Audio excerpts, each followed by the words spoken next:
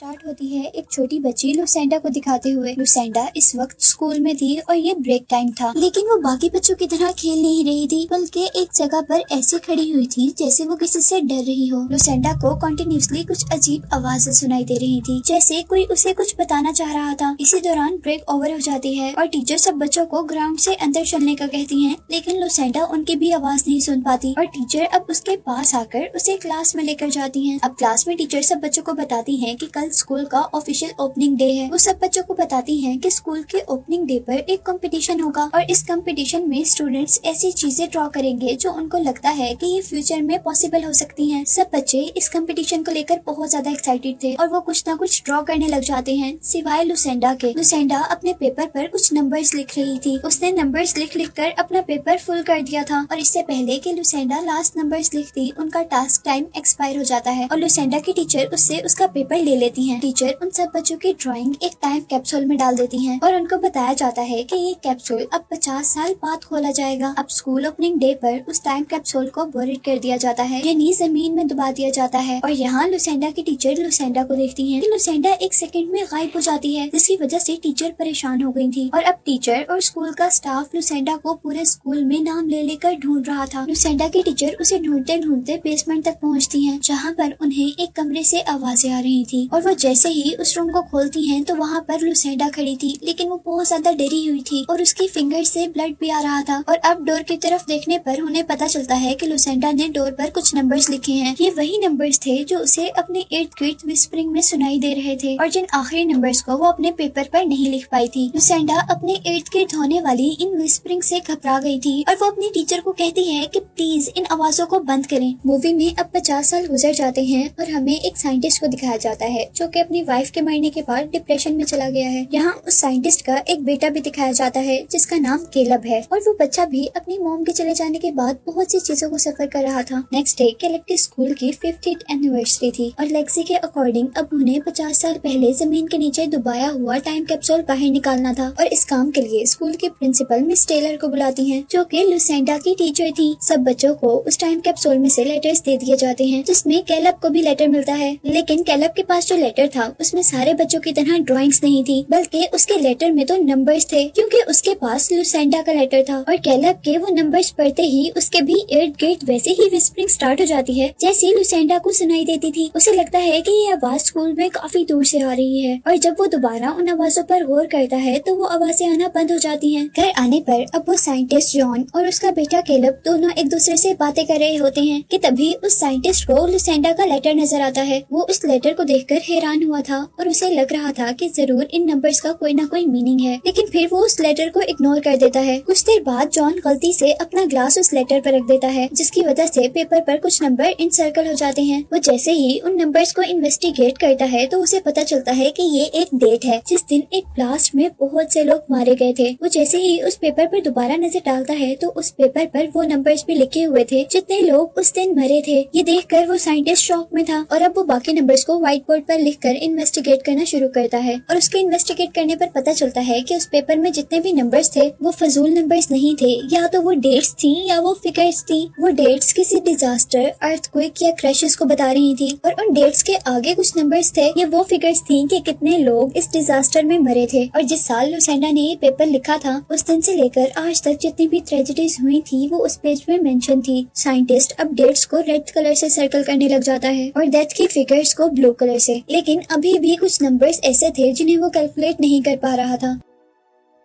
Next day अब John अपने एक कोलीग से मिलता है और उसे इस पेज के बारे में डिफाइन करता है। बताता है कि इस पेज में जितने भी नंबर हैं या तो वो किसी डिजास्टर की डेट्स हैं या वो उस डिजास्टर में मरने वाले लोगों की तादाद है। जॉन उसे ये भी बताता है कि ये सारे नंबर उसी सीरीज में हैं जिस सीरीज में इस अर्थ पर कोई ना कोई ट्रेजेडी हुई। और वो अब उसे बता रहा था कि इसमें कल की भी डेट मेंशन है जिसमें 81 लोग मर जाएंगे। लेकिन जॉन के कोलीग का इस बात पर बिलीव करना बहुत ज्यादा मुश्किल था और जॉन का कोलीग जॉन से कहता है कि ये नंबर सिर्फ कोइंसिडेंस हो सकते हैं, क्योंकि इस पेपर में और भी बहुत से नंबर हैं जिनका कोई मीनिंग नहीं नजर आ रहा था। और अब वो जॉन को रिलैक्स करने के लिए कहता है कि कोई तुमसे मजाक भी तो कर सकता है। जॉन उस लेटर की सच्चाई जानने के लिए उस टीचर के घर जाता है जो कि 50 साल पहले लुसेंडा की टीचर थी, और वो जॉन को कंफर्म कर देती हैं कि ये लेटर बिल्कुल ओरिजिनल है और ये एक बच्ची लुसेंडा ने लिखा था। और इसी के साथ वो जॉन को ये भी बताती हैं कि जिन दिनों लुसेंडा ने ये लेटर लिखा था उन दिनों उसके साथ अजीबोगरीब चीजें भी हो रही थी, यानी उसको अपने इर्द गिर्द से कुछ अजीब आवाजें सुनाई देती थी। और वो उसे उस दिन का वाकया भी बताती हैं जिस दिन लुसेंडा गायब हो गई थी और उसने अपनी फिंगर्स से डोर पर कुछ फिगर्स लिखे थे। जॉन अब लुसेंडा के बारे में जानना चाहता था, लेकिन टीचर उन्हें बताती हैं कि लुसेंडा किसी बीमारी से कुछ सालों पहले ही मर गई थी। अब बाहर आने पर जॉन देखता है कि उसका बेटा कैलब किसी से बात कर रहा है और वो मिस्टीरियस आदमी कैलब को एक स्टोन देता है और उसे कुछ भी कहे बगैर वहाँ से चला जाता है। इसके बाद नेक्स्ट डे हम देखते हैं कि जॉन कैलब को स्कूल लेने के लिए रोड पर था, लेकिन ट्रैफिक जाम होने की वजह से वो आगे नहीं जा पा रहा था। तभी अचानक उसकी नजर कार के जीपीएस पर पड़ती है, जहाँ पर कुछ फिगर से उसे पेपर पर लिखे हुए फिगर्स याद आते हैं और इन्वेस्टिगेट करने पर पता चलता है कि यहाँ पर एक प्लेन क्रैश हो गया है। घर आने पर जॉन उस एक्सीडेंट के बारे में सर्च करता है, जहाँ उसे पता चलता है कि अब 81 लोग मारे गए थे, यानी उस पेपर की प्रिडिक्शन बिल्कुल ठीक थी। कैलब के रूम में हम उसी मिस्टीरियस आदमी को देखते हैं जिसने कैलब को एक ब्लैक स्टोन दिया था। वो कैलब को विंडो के बाहर फ्यूचर का एक सीन दिखाता है जहाँ सब कुछ चल रहा है और लोग अपनी जान बचाने के लिए भाग रहे हैं। कैलब उससे डर कर शाउट करता है और जॉन जल्दी से अपने बेटे के पास पहुँचता है, लेकिन तब तक वो आदमी रूम से चला गया था। जॉन को वो आदमी विंडो के बाहर नजर आता है। वो जैसे ही उस आदमी को पकड़ने के लिए जाता है तो वो आदमी वहाँ से भी गायब हो जाता है। अब नेक्स्ट डे जॉन किसी न किसी तरह लुसेंडा के बारे में इंफॉर्मेशन लेते हुए उसकी बेटी तक पहुँचता है। उस लड़की का नाम डियाना था और यहाँ जॉन उसे उसकी मदर यानी लुसेंडा के लेटर के बारे में बताता है जिसकी प्रिडिक्शन सच हो रही थी। और वो साथ ही ये भी बताता है कि आज से 3 दिन बाद भी एक एक्सीडेंट होगा जिसमें 33 लोग मारे जाएंगे। और अब जॉन उससे कह रहा था कि मुझे तुम्हारी मदद की जरूरत है उन सब लोगों को बचाने के लिए, लेकिन यहाँ पर डियाना को उसकी बातें बिल्कुल बकवास लग रही थी और इसीलिए वो अपनी बेटी के साथ वहाँ से चली जाती है। घर जाने पर जॉन टीवी में एक न्यूज सुनता है जिसमें वो नेक्स्ट डे के टेररिस्ट अटैक के बारे में बता रहे थे। जॉन उस पेपर्स के नंबर्स को यूज करते हुए जीपीएस कोड बनाता है, पुलिस को इन्फॉर्म करता है कि सबवे स्टेशन पर कल एक हमला होने वाला है। और फिर जॉन पुलिस वालों के साथ सबवे स्टेशन तक जाता है और वहाँ उन्हें एक आदमी मिलता है जो कि उन्हें लग रहा था कि शायद वो टेररिस्ट है, लेकिन असल में वो एक छोटा मोटा चोर था। और इसी दौरान वो नोटिस करते हैं कि एक दूसरी ट्रेन ने अपना ट्रैक चेंज कर लिया है और ट्रैक से मूव होने की वजह से वो ट्रेन दूसरी ट्रेन से टकरा जाती है। लोगों में हलचल मच जाती है और लोग ट्रेन से बाहर निकलना शुरू कर देते हैं। और यहाँ इस ट्रेन एक्सीडेंट में भी बहुत से लोग मर गए थे, जिससे ये प्रूव हो गया था कि लुसेंडा की ये प्रिडिक्शन भी बिल्कुल ठीक है। और अब यहाँ सर्वाइवल्स में जॉन भी था। जॉन जैसे ही अपने घर जाता है तो उसे वहाँ पर लुसेंडा की बेटी मिलती है और वो उसे बताती है कि इस पेपर के अंदर जो लास्ट फिगर है ये आज से कुछ दिन बाद की है। और डियाना बताती है कि लुसेंडा अक्सर कहा करती थी कि इस डेट को मैं मर जाऊंगी। और अब वो जॉन को ये भी बताती है कि वो अपनी मॉम को इसीलिए पसंद नहीं करती थी क्योंकि वो हमेशा लोगों की मरने की डेट्स जान लिया करती थी।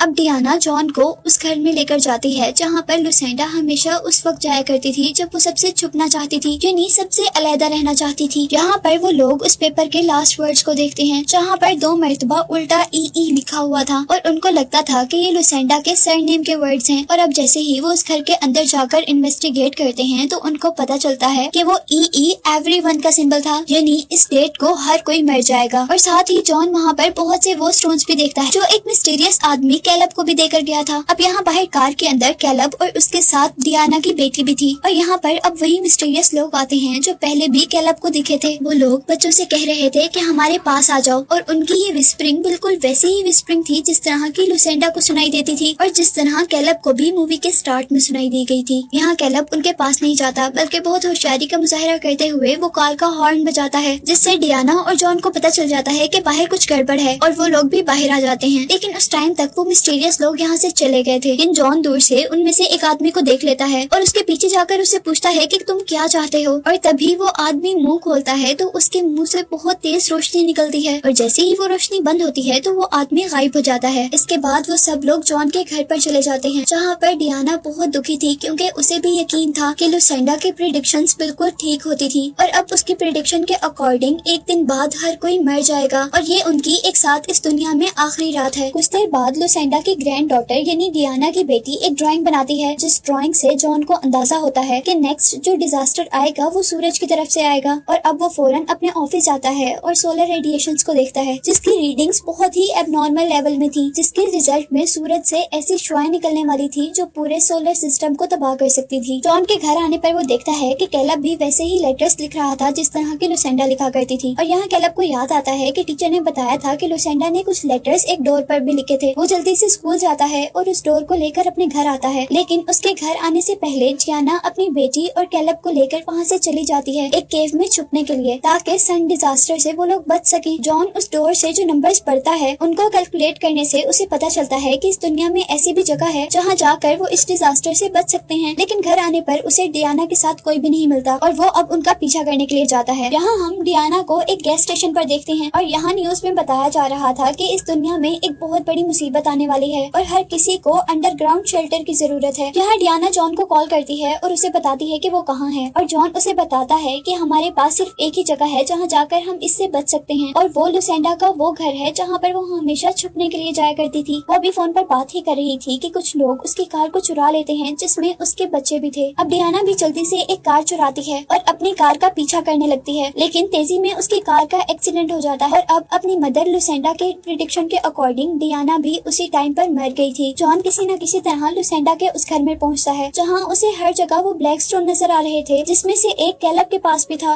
और कुछ लुसेंडा के पास भी थे। और अब यहाँ पर जॉन को वो मिस्टीरियस आदमी नजर आता है और वो उसे शूट करने ही वाला था कि उसका बेटा कैलब उसे रोक देता है और बताता है कि ये लोग हमें बचाने वाले हैं। और अब यहाँ हम पर रिवील होता है कि ये वही लोग थे जो इन डिजास्टर्स के बारे में बता रहे थे, जिनकी आवाजें पहले लुसेंडा सुनती थी और अब कभी कभार उनकी आवाजें कैलब को भी आया करती थी। और अब यहाँ पर आसमान से कुछ स्पेसशिप आती हैं और जॉन को पता चल गया था कि अब ये अर्थ को छोड़ने का टाइम है। लेकिन वो मिस्टीरियस लोग जॉन को अपनी स्पेसशिप में नहीं बिठाते, क्योंकि वो स्पेसशिप सिर्फ बच्चों के लिए थी, यानी कैलब और डियाना की बेटी के लिए। यहाँ कैलब और जॉन आखिरी बार एक दूसरे से मिलते हैं और अब वो मिस्टीरियस लोग एक ग्लोई बॉडी में चेंज हो गए थे जो उन बच्चों को लेकर अपनी स्पेसशिप में चले जाते हैं और स्पेसशिप वहाँ से आसमान में उड़ जाती है। और उसी टाइम जॉन वहाँ पर बहुत सी और स्पेसशिप भी देखता है। सुबह होने पर जॉन अपने आप को उन ब्लैक स्टोन वाली जमीन पर पाता है और अपने इर्द गिर्द देखने पर उसे पता चलता है कि डिजास्टर शुरू हो गया है। वो जल्दी से अपनी फैमिली के पास आता है, यानी अपने पेरेंट्स के पास। यहाँ वो उन्हें बताता है कि कैलब सेफ हो गया है। जॉन की फैमिली एक दूसरे को हग करती है और हम देखते हैं सूरज की इस रेडिएशन ने पूरी दुनिया को तबाह करना शुरू कर दिया था और ऐसे वो सारी दुनिया खत्म हो गई थी। यहाँ मूवी के एंड में हम देखते हैं कि वो स्पेसशिप उन बच्चों को मुख्तलिफ जगह पर छोड़ती है, जहाँ कैलब और जॉन एक बहुत ही खूबसूरत जगह पर थे, जैसे वो हेवन हो। इसी के साथ ये मूवी तो एंड हो जाती है, लेकिन उन मिस्टीरियस आदमियों के बारे में हमें कुछ पता नहीं चलता जो कि कैलब और उसकी फ्रेंड को यहाँ से लेकर गए थे। मे बी वो एलियंस हो सकते हैं जो कि ह्यूमैनिटी को सेव करने के लिए अर्थ से कुछ लोगों को स्पेस में ले गए थे। जैसे हमने देखा था कि कैलब के साथ साथ और भी बहुत सी स्पेसशिप ऊपर की तरफ गई थी और मे बी बाकी स्पेसशिप में और भी बचे हों जिनके अंदर डिफरेंट क्वालिटीज और एबिलिटीज हों और एलियंस उन्हें इसलिए इस प्लेनेट से लेकर गए हों कि वो लोग एक नए प्लेनेट पर जाकर अपनी दोबारा एक नई दुनिया आबाद कर सकें। जैसे हमने मूवी के एंड में कैलब और उसकी फ्रेंड को देखा और इसी के साथ ही एक्सप्लेनेशन एंड हो जाती है।